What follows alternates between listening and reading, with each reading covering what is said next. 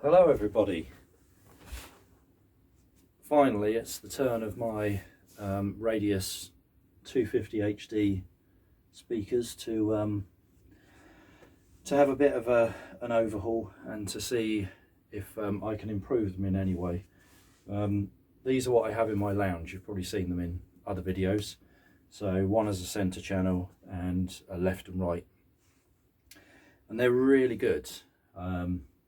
They're an on-wall speaker, so they don't image particularly well, but they look nice, they suit the room, and most importantly, keeps the missus happy. You know, every time I repair speakers, upgrade them, refurbish them, whatever you want to call it, they get taken into the lounge afterwards, set up on a nice pair of stands, away from the wall. Got quite a decent amplifier, and I spend a long time listening to them. So today I'm going to measure these. I'm really happy with the way they sound. So I'm not particularly concerned about the measurements. What I am concerned about is the tweeter. It's the one thing I don't like. It's a C-cam tweeter. It's kind of a metal dome, or some form of metal dome, and I am not a fan of metal dome tweeters. They just ring, and you can hear it, especially if you drive these hard. They can get fairly tinny, metallic. Yeah, and because of that, I would really like to replace that with a silk dome, some form of fabric dome tweeter really. So I'm going to take these apart shortly, because it's a very small tweeter, and the drivers are held in with bolts that go through the back and actually screw into the back of the driver, into the magnet, and that also compresses the cabinet and stiffens it up as well. So yeah, I'd like to find something to replace that. So today I want to fire some measurements at these, see how they measure, because like I say, I know how they sound and I'm really happy with them. So I'm not really interested in adjusting the frequency response at all, because in my room they sound good. What I am interested in doing is improving the clarity. I don't know what parts I'm going to find inside in the crossover. Probably on the tweeter circuit something reasonable, but on the woofer circuit I'm not too sure. Vocally they sound good, they're pretty accurate. So it's a Diapolito design, so mid-woofer, tweeter, mid-woofer, and this arrangement is really great for going off axis vertically and horizontally, hence why they're a good speaker for surround sound. They're ported as well. I'm pretty sure both woofers are in the same chamber. I don't think there's a section there, so this woofer is in the top, this woofer is in the bottom. There's a port there and there as well. I'm not really a fan of ported cabinets. The bass, to me, whilst it improves the low frequency response, the bass can be a little loose and uncontrolled, and also when you're getting near the tuning frequency of the port, often there's phasing issues, because ultimately the port is playing out of phase for the majority of the time with the woofers. So I'm going to measure it with those bunged up as well, because I wouldn't mind, yeah, changing that. These are meant to play down to 55 Hertz. I don't know how flat they are, or whether that's 3 or 6 dB down, I don't know. I don't need them to play that low. I use a subwoofer, a Rel Strata subwoofer, and it's crossed at about 80 Hertz, so I need these to be good to 80 Hertz. So yeah, it's going to be interesting, because like I say, I know how good they sound, and it'd be interesting to see how they measure. And it kind of leads me on to this topic that Danny Richie from GR Research has recently posted a video on. all his upgrade work is purely measurement based. I think he'll just take one client speaker, shoot measurements at it, tell us all about how bad it is, and then redesign a crossover, and then tell us how good his crossover work is, and now how good the frequency response is, spectral decay, you know, no stored energy there anymore, how much better its off-axis response is. But I think he probably only has the one speaker, does the upgrade work to it, shoots his measurements, and yay, this is great. But I don't think he assembles those crossovers in two speakers, sets them up in his listening space, and actually listens to them, which is kind of what I'm getting at here, really. I know that these sound really good, and I'm not particularly interested in how they measure, because measurements definitely don't tell you everything. You need measurements, otherwise you'd never get the speaker to a decent level to start with. You know, there's always tweaks that you make afterwards by listening. You know, I've said it a lot of times, these are the most important instruments. If you like what you're listening to, it's great. If you don't, well, then this is where something like this helps. But you've got to enjoy what you listen to. And 9 times out of 10, you know, a Ripley frequency response, it's not the end of the world if it sounds really good to you.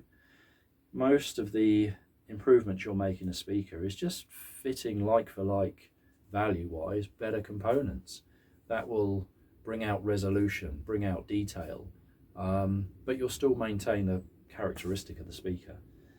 And I don't think Danny does that listening afterwards. You know, he's got an amazing system. He is very, very talented at what he does, no doubt about that. Measures his speakers in his warehouse, which well, at least that's what it looks like. Maybe he takes them in his listening room, which is treated, and does his measurements in there. I know he gates his response, which kind of dials out the room, but I'm not a complete believer in that. But anyway, I'm sure he knows a lot more than me. He does very well for himself, and his kits are very popular, and obviously he's got his own line of DIY speakers you can buy, build, and apparently they're amazing. But because he doesn't build them and sell them pre-built, I don't think, no one can really comment on them. And yeah, you know, he's calling out manufacturers all the time. You're crap with this is a crap design, blah blah blah. But you know, these manufacturers are building to a price point. They're big companies, and it does make you wonder sometimes whether some matey in his warehouse can really do what he claims, and no one gets to listen to them. So I don't know, but I think this year I'm going to buy one of his kits. I'm going to build it, and yeah, see what it's all about, see how good they are. You know, I can do my own measurements. Really, I would like to do my measurements outside. I don't have an anechoic chamber. This little setup I've got in here is, I've put a lot of effort into treating this room and getting it good.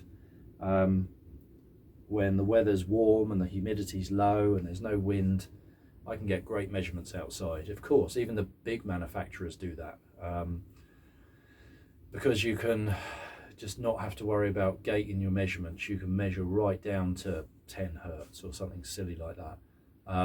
I've done side-by-side comparisons measuring speakers outside and then in here, and yeah, to 200 hertz it's pretty spot on. I'm really pleased with that. But yeah, the measurements aren't everything. Certain measurements can tell you a lot. The frequency response is important. I think the spectral decay is quite a telling one, and off-axis response.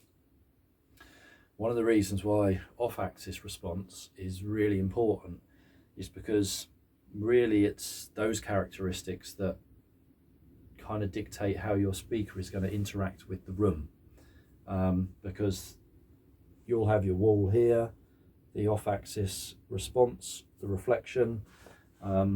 You want that to be consistent and even, and that's one of the reasons why ultimately we do try and get this flat frequency response, because your speaker is then going to be true to the source input, and its interaction with the room should be pretty linear from, you know, top of the frequencies to the bottom of the frequencies, and it makes it a little easier to deal with. If you've got a speaker that's way all over the place, you might be lucky and put that in a room which flattens some of that out. But, you know, that's why the starting point is kind of a reasonably flat response. There's so much more to it. The magic that different driver combinations can bring, how people voice the speakers, listen to them, and, you know, if something's too bright, I'm going to attenuate that. Something's too shouty, I can knock that down.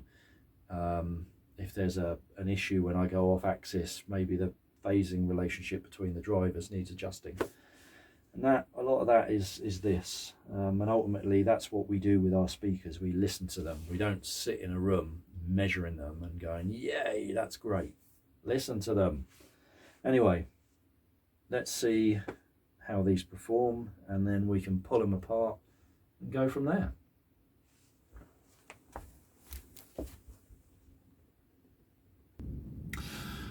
Okay, so I've just shot the on-axis measurements, and lo and behold, they're really good. Yeah, I was kind of expecting them to be, because, like I say, I know how good they sound. So I don't know how well you can see this, so I'll stick the screenshots up at the end of the video. So we have a line here, 80 dB, and a line above that, 85 dB, and pretty much from 20 kilohertz right the way down to 200, we are within that 5 dB window. A little peak there, and a little dip there. You know, it'd be nice if that was playing up a bit, but yeah, within a 5 dB window, so you would say that's plus minus 2.5 dB. Yeah, and that's really good. So I'll do some off-axis responses, but obviously I'm not going to go through that here. I'll just stick the pictures up later. And the driver phase response is good as well.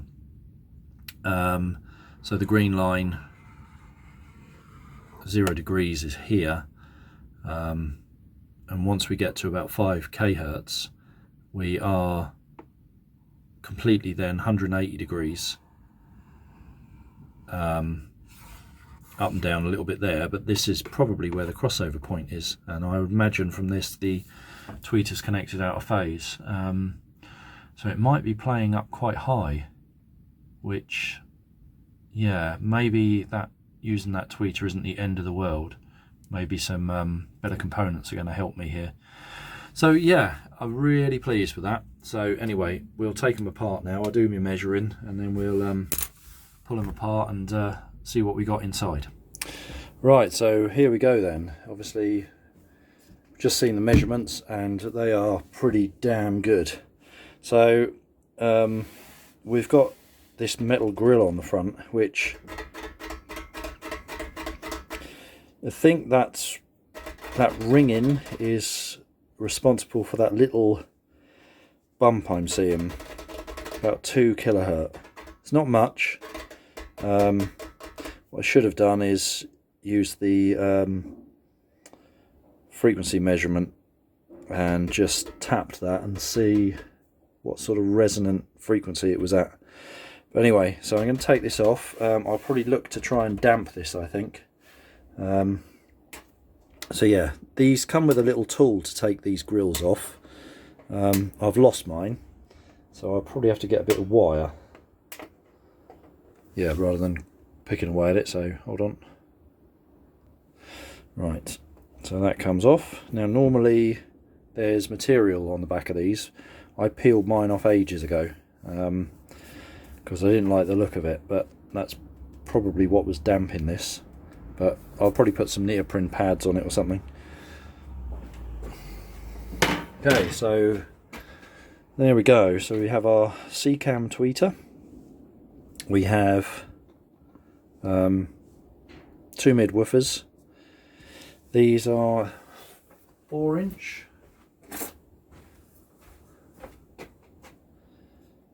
Yeah, 100mm, 4-inch. They've got quite a bit of excursion on them, and these can handle a reasonable amount of power actually. And we've got 2 straight ports. Often with the Radius speakers the ports are quite long, so they turn, but these are just straight. But yeah, what I should have done, I meant to do, was bung these and measure them. Never mind. Right, let's take these apart. So you need an Allen key to get to the back of them, so we'll take the tweeter out first. I think this is a 4 or 5mm. Anyway, so just loosen off the Allen key a little bit, the Allen bolt a little bit, and then push on it, and you'll push your driver out. Right, teeny, and push fit connection, so we can do something better there straight away. Right, so there's our little tweeter. Yeah, it's not got much of a magnet to it. Yeah, it's kind of it's a metal dome of some description. I mean, it's gold coloured, but I expect it's probably just anodised aluminium. So yeah, a bit of a wave guide on there. So yeah, I'm fairly sure Dayton Audio make something like this, similar sort of size. So we are about 57mm wide.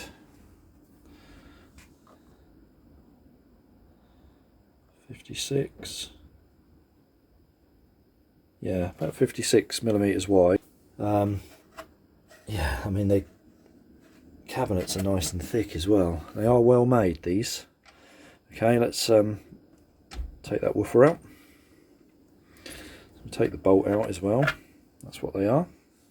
These brace the cabinet as well as pinching the driver in. They obviously brace up the cabinet. Not that there's much diameter to them. I mean, they are solid as. So yeah, very good. Okay, take this one out.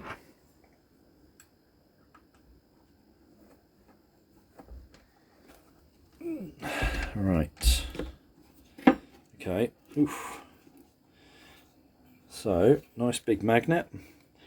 Let's take that off. Okay, so shielding cup around the back of the magnet. Nice big magnet. Big voice coil by the looks of it for a 4-inch driver. Plastic basket. Yeah, no ring into that whatsoever. So that's pretty good. Yeah, so I just want to get this off. Right, got that one out. So I can see the crossover here, and we are looking pretty good. So lots of damping material inside, good to see. But yeah, I'm very impressed with these. Okay, see if I can take the crossover out. I think this is going to be quite tricky. Right, so the other woofer's out now, and it looks like if I undo these bolts at the end, yeah, we can actually take the entire front off. Remember the order these bolts go in.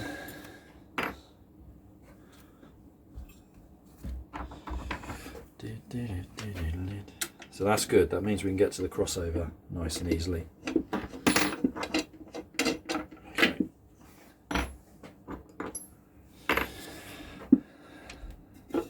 Hey!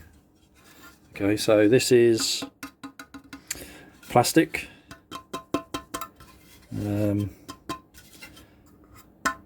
Rings a bit, so we'll probably stick something to the back of that just to deaden it a bit.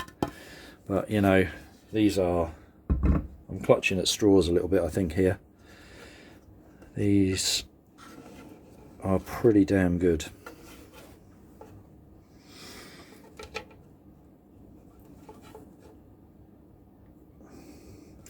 So our woofers are connected in parallel.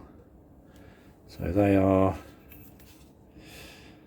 I don't know, we'll test the impedance in a minute. I'm guessing 4 ohms. Cool. So there's our crossover. And that's not looking too bad. So we've got a 5.6 poly cap. Well, the looks of it, yep, on the tweeter circuit with an inductor. Inductor there down to ground. So second order on the tweeter. We've got a resistor there, 0.5 ohms. We could improve them, and we've got an electrolytic cap, which is probably on the woofer circuit. Yeah, it is.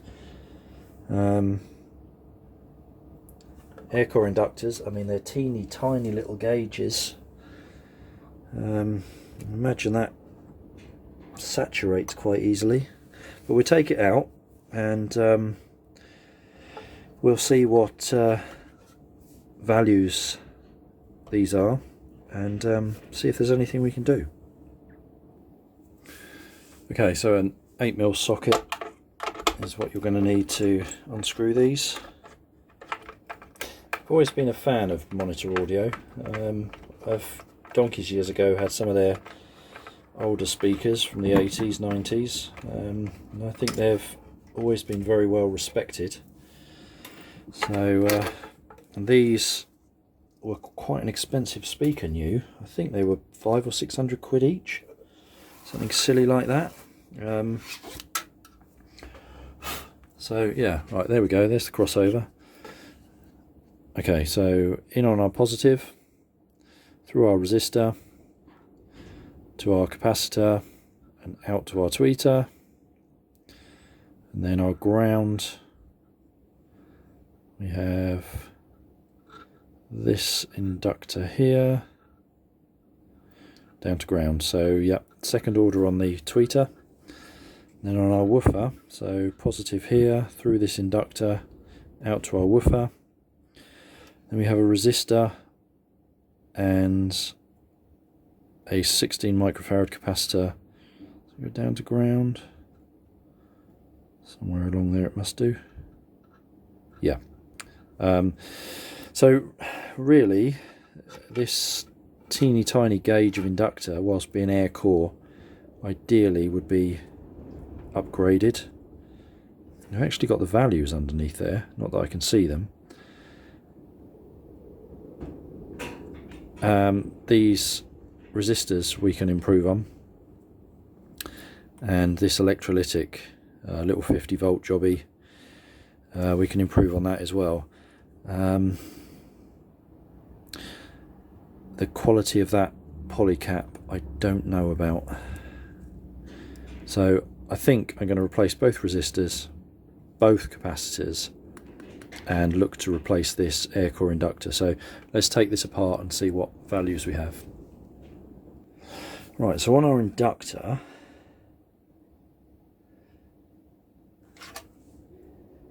yeah, I'm going to have to lift a leg up on it, that's a bit annoying. Okay, so I've lifted a leg on this inductor, and that's telling me that it is 0.39 millihenry under there. So the woofers are playing really high. Yeah, that's pretty interesting. And we saw the phase relationship flip at about 5 kilohertz, so it looks like the woofers are playing right up high. So that's fairly interesting. Let's go on there. So this board is pretty good. Good thick copper traces.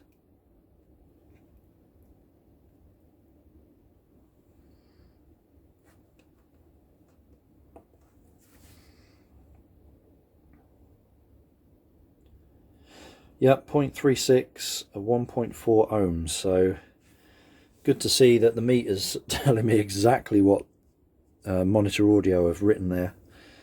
So that's good. 0.39, sorry, and this is saying 0.36. Let's just check that again. 0.37, best of 3. 0.37. 0.37 at 1.3 ohms. So if I change that for a higher gauge of metal, I need to be a bit mindful of that resistance. So I'm going to write this down. The inductor on the tweeter, I think I'm just going to leave alone. But I do want to replace, these are only 5 watt resistors as well. Not so much of a problem with that one, because it's in series with a capacitor. But a little 5 watt resistor on the tweeter. I mean, the tweeter doesn't see much power, but yeah, quite interesting really.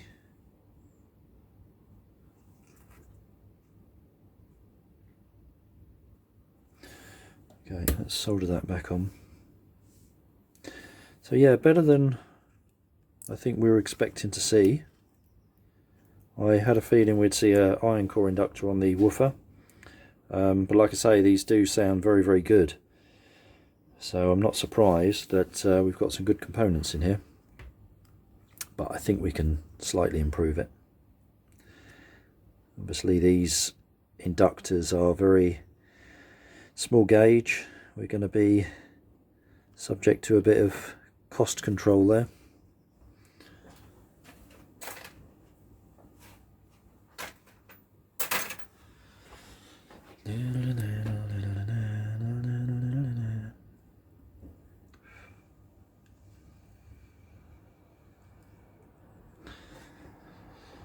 Right.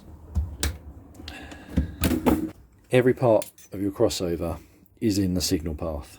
Some people say that just because a capacitor is in shunt, so connected down to ground, they're not in the signal path. Every component in the crossover is in the signal path. Every component has an effect.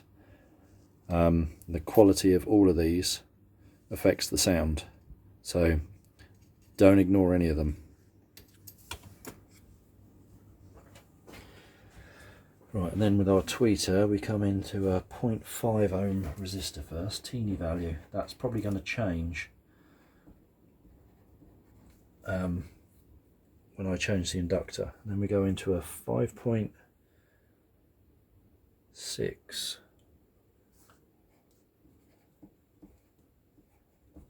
microfarad into our tweeter, and then we have an inductor, this little jobby. I'm not going to take that apart to measure it because I'm going to leave that, and that's a reasonable gauge for a tweeter, so yeah, quite happy to leave that as is. So you'll have to, we won't know the value of that because I'm not going to measure it. I'd imagine it's probably 0.2, something like that. But yeah, okay. So we know what we're going to do, what parts we need. Here's the little crossover diagram. What I will do is quickly measure the DC resistance of these drivers. So we do one woofer first.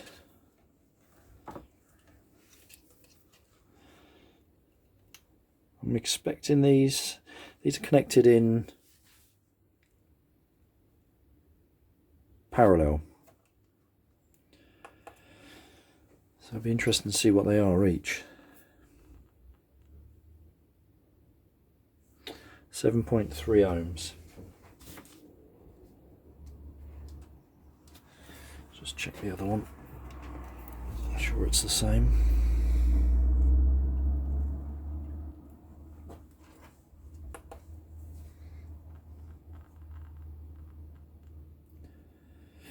Seven ohms.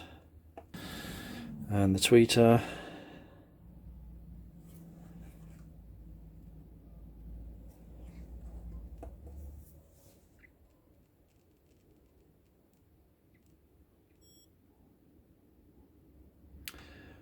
4.43. Let's assemble it back together. Yeah, so putting them back together, there's not much sound deadening inside these, so I think we'll add some more of that when we do what we're going to do to these. In a ported enclosure, it's not as critical. Right, let's try and get this all back together.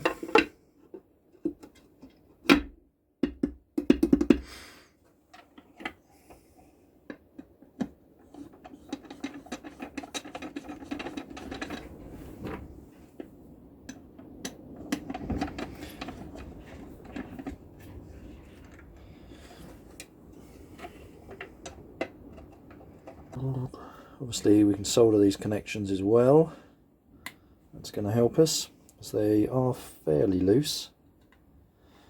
It's just another source of noise, so we want to try and dial that out if we can.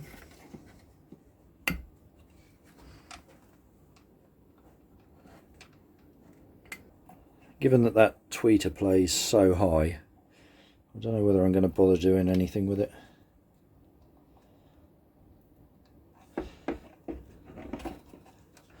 These are better than I was expecting inside.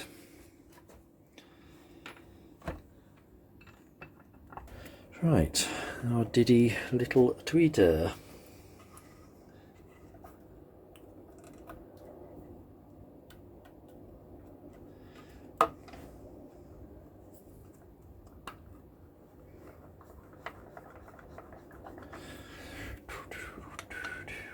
Right, there we go, all back together. Simple as that, he said. So, in terms of the upgrades, we are going to replace that air core inductor with something higher gauge on the woofer circuit. And we're going to replace both resistors. They're only 5 watt rated, and they are not the best in the world, so we'll change those for much better items. The 16 microfarad cap on the woofer circuit we will change for a good poly cap, and also the 5.6 microfarad cap on the tweeter, which I'm sure is a pretty reasonable poly cap anyway. I'm going to replace that with something very, very good, so that tweeter has the best chance it can possibly have. The air core inductor on the tweeter I'm going to leave. I'm not really worried about that, so yeah, all good. The other thing I will do as well when we reassemble this is put a lot more polyfill inside the cabinet.